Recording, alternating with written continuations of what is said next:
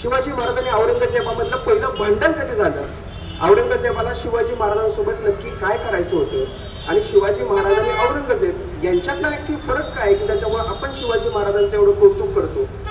म्हणजे एका जर्मन फिलॉसॉफरचं एक वाक्य आहे की तुम्ही एखाद्या व्यक्तीला आदर्श मानता तर त्याला आदर्श का मानता हे तुम्हाला विचारल्यावर त्याचं उत्तर तुम्हाला देता आलं पाहिजे.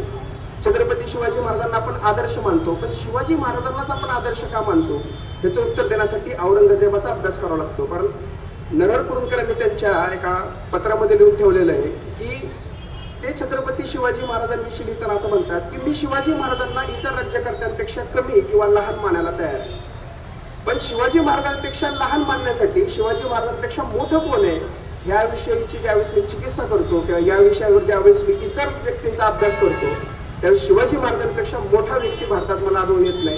म्हणून मला शिवाजी महाराजांचं मोठेपण हे मान्यच करावं लागतं. आपण शिवाजी महाराजांना म्हणतो की शिवाजी महाराज गनिमी काळाचे जनक आहेत, पण तुम्हाला ही गोष्ट कदाचित माहीत नसेल, शिवाजी महाराजांनी त्यांच्या आयुष्यातली लढलेली सगळ्यात पहिली लढाई इसवी सन 1648ची ही मैदानी युद्ध होतं. खळद बेलसरच्या पायथ्याला म्हणजे पुरंदरच्या पायथ्याला खळद बेलसरला शिवाजी महाराजांनी मैदानात उतरून युद्ध केलं, त्या युद्धात त्यांचा विजय झाला.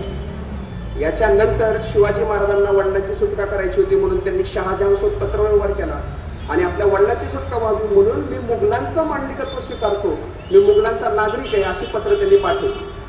हे शिवाजी महाराजांचं इकडे चालू होतं. त्याच वर्षी औरंगजेब अफगाणिस्तानात होता. औरंगजेबाला तिकडे एक विजय मिळाला होता, परंतु त्या मोहिमेमध्ये जवळजवळ 4 कोटी रुपये खर्च झाला. त्यामुळे शहाजहान आणि औरंगजेब या दोघांमध्ये भांडण झाले.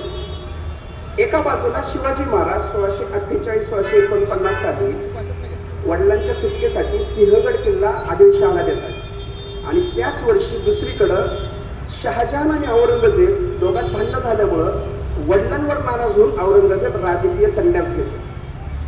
हे 2 व्यक्ती आहेत. शिवाजी महाराज महाराष्ट्रात आहेत, औरंगजेब उत्तर भारतात आहे. ह्या 2 वेगवेगळ्या व्यक्ती आहेत आणि पण या 2 व्यक्तींच्या आयुष्यामध्ये एकाच वर्षी सेम घटना घडत आहे आणि त्या घटनांचे रिझल्ट मात्र वेगवेगळे. औरंगजेब काय म्हणतोय, माझ्या वडिलांशी भांडण झाले, मी राजकारणातून संन्यास घेणार. शिवाजी महाराज काय म्हणतायत, माझ्या वडिलांना कैद केलंय, मी माझ्या वडिलांसाठी सिंहगड किल्ला सोडणार. एकाच नाण्याच्या या 2 बाजू, कुठली बाजू आपण स्वीकारायची आपल्याला.